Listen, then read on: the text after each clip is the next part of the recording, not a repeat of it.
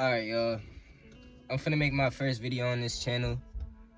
I decided to make a personal channel basically because I feel like I should let people in on my life a little bit more. And stop being such a private person like I usually am. Like, I'm just a quiet person. I don't talk too much. I don't say too much. And that's just how I am. But I wanted to make my first video about living with sickle cell because I have sickle cell anemia. And sickle cell is a big part of my life. It affects me in a lot of ways. Especially when I was in school. So I feel like I can make this video, first of all, to let y'all in on my life, but also to just help other people with sickle cell, other kids with sickle cell. But this channel in general is not just going to be about sickle cell. It's going to be about me, or just whatever I decide to talk about. You know, if y'all give me ideas, or you feel me, whatever happens. But all right, so basically, if you don't know what sickle cell anemia is, which most people don't know what sickle cell anemia is, it is a red blood cell disease. It's genetic, it's hereditary, it's not contagious. But basically, most people, red blood cells, they're a circle shape.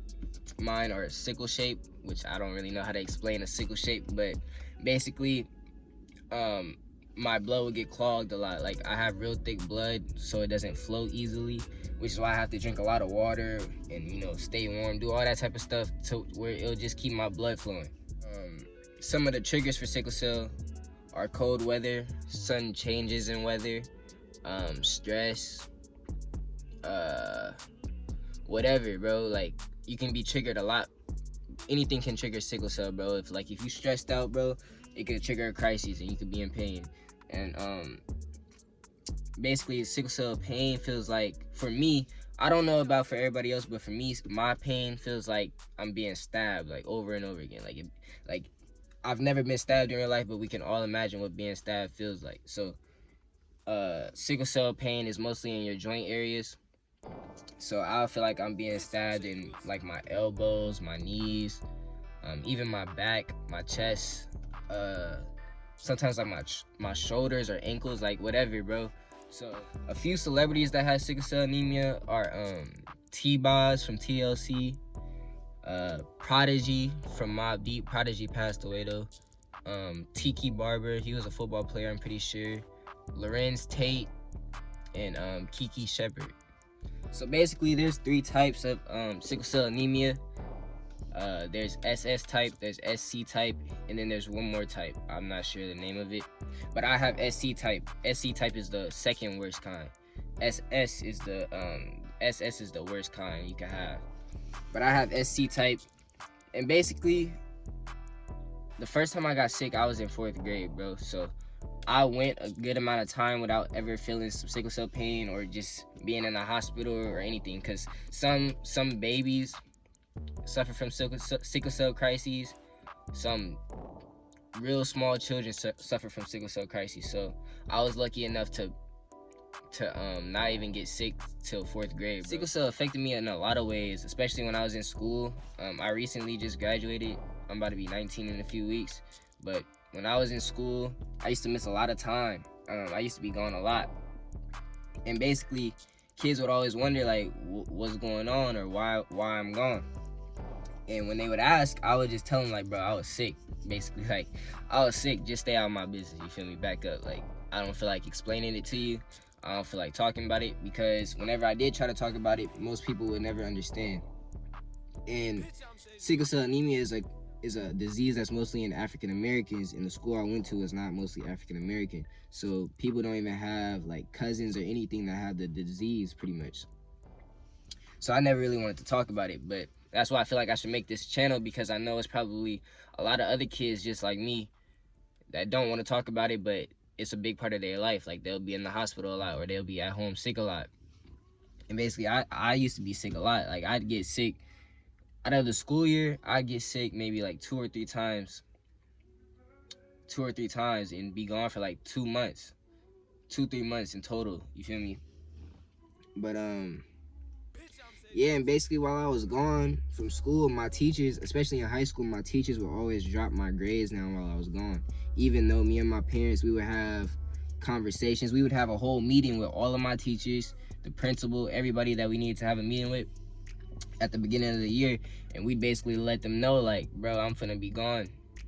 it's inevitable. I'm gonna be gone part of the year. Like I'm gonna get sick. You feel me? So while I'm sick, we need to figure out a way to where I won't fall behind too much, or where you guys would just want to drop my grades down. And the teachers will always act like they understand and like they get it. But when that grading period time came around, I would always end up with some F's. Like in high school, I would always end up with just like straight F's.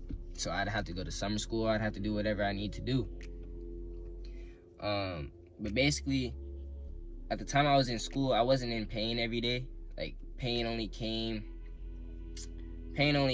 every few months, bro. These days, like I'm kind of in pain every day, but I still have to live my normal life. I still have to go about my life. And people, the thing about sickle cell is that, like, if you looked at me, bro, you would not think anything was wrong with me. You would think I'm a normal person or just living a regular life. Like, I don't have anything going on. And that's kind of like a blessing and a curse when it comes to sickle cell, because you don't want to look like anything is wrong with you, of course, and you don't really want people to know anything is wrong with you. But at the end of the day, it's a lot going on in your body, and you in a lot of pain on a daily basis. And people don't know that because they can't tell unless you tell them. And I remember in school, I used to play basketball. So I'd be in basketball practice or in basketball games in a full-blown crisis, trying to run up and down the court. And it's like, I'm in so much pain, but nobody can tell. Or sometimes in practice, people would tell me like, Sage, you're not running hard enough, or you're not going hard enough. And it's like, bro, I'm going as hard as I can, but you don't understand. You don't understand what type of pain I'm in right now. It feel like I'm being stabbed. It feel like it's just bad. So I remember being at school. You know, if you have sickle cell, bro, there's no cure for sickle cell. So the options that the doctors will give you basically are to take heavy medication like oxycodone or Percocet, bro. And everybody by this point knows what Percocet is, because people talk about it so much like it's cool or something. But at the end of the day, Percocet can really mess you up, and that's not something to play around with. But I've been taking Percocet since the first time I got sick, since 4th grade. Which is ridiculous for a kid to be on Percocet or oxycodone or something like that, because that's a heavy drug, bro, and that can really mess you up. And I've been on that most of my life. These days, I really try to stay away from that because I know the effects of it. I know what it can do to you, bro. Like, my junior year of high school, bro, I actually got addicted to Percocet or oxycodone because I was in pain every day. That was my first year, basically starting to be in pain every day. Because, you know, they say with sickle cell, as you get older, sometimes it'll get worse. Like, it could get worse over time. So that was my first year being in pain every day. So every day, the only thing that would stop the pain is some oxycodone. So I had to take oxycodone, and I got addicted to that, and it really started to mess up my life. That year in high school, bro, I basically dropped out. Like, I didn't drop out, but I stopped going. I didn't go to school for a cool 7 months straight. I was going through it, and like basically every day I'd have an attitude. Like, I'd just be mad at the world, and it was because of Percocet and all that type of stuff. It's like, bro, you really got to stay off of that. But as a kid, or you feel me, just as anybody listening to your doctor, it's like, what is you supposed to do if you in pain every day, and these are the only options that they giving you, bro? You gotta take that. If that's what's gonna make you feel better, and if that's not what's gonna keep you in pain, bro, then you gotta take that. You don't got no choice at the end of the day. But these days, I really stay away from that, bro. I just try to eat healthier, drink a lot of water, drink a lot of Gatorade, whatever. Be in the sun. The sun helps me a lot, bro. Like, I just do whatever I gotta do to stay away from that stuff. And not because I get addicted easily. I don't get addicted easily. It's just that I don't want to depend on that. I don't want to have to depend on Percocet or oxycodone to keep me out of pain. As a kid, when I be in the hospital by myself, you know, because when you a kid, bro, and you got a family, your family can't be there all the time with you, bro. So it'd be days where my family won't even come visit because, you know, they got their own lives to deal with. Or when I was young, they'd be with me 24/7. But as you get older, of course, that changes. I just remember being in the hospital or just at home all the time, just questioning God, basically. Questioning God, like, why is it me that has to be in pain, bro? Why are all my other friends, none of my other friends have sickle cell? They just living their regular life. My family living their regular life. They happy every day, they going out, just doing what they gotta do, and I'm stuck in bed, or I'm stuck at home, stuck in the hospital, and it feel like jail basically. It feel like, bro, I can't do what I want to do. And even if I tried to get up and do what I want to do right now, I'd be in pain, bro. Like, I wouldn't be able to do it to the best of my ability because I'm in pain. But nobody understood that because I never wanted to talk about it. And people, as a kid, or just being in high school, whatever, bro, people are ignorant. People are immature. They're not really open to hearing about stuff like that, which is normal. You a kid, bro, that's normal. So I never really wanted to talk about that with anybody. But now, of course, I'm comfortable with myself. Like, I know who I am, so I could come on here and talk about whatever. And I know it's a lot of other kids probably like sitting in the hospital right now, or at home right now, like trying to go on YouTube and find people that are similar to them, like just like them, with sickle cell and going through the same type of thing, living the same type of life. Because for me, it's like I'm living a double life. I'm a real, I wouldn't say popular person, but a lot of people know me. So if a lot of people know you, it's kind of hard to just be one person, but then you got a whole nother life. You got a whole bunch of other stuff going on in your life, but you're not talking about it. Nobody even knows, bro. But it's a big part. So that's why I wanted to come on here and talk about this. But basically, being alone a lot, when you sick, you alone a lot. You got a lot of stuff to deal with. So that really connected me to God. Being alone really connected me to God, to my angels, to my spirit guides, to whatever you want to call them.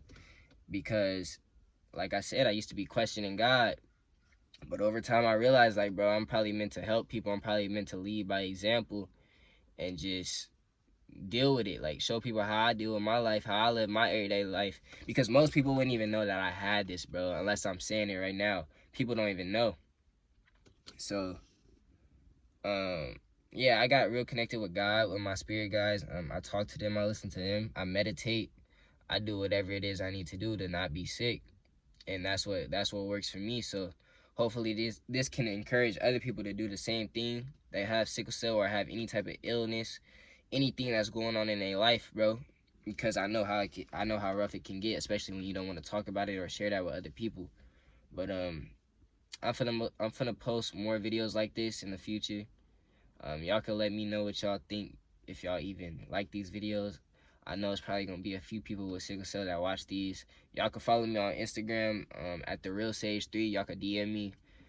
Do whatever you need to do, bro. I'll listen to your story. Tell me your story. Tell me what you going through. I'll listen to you. I'll respond. Do whatever. But yeah, bro.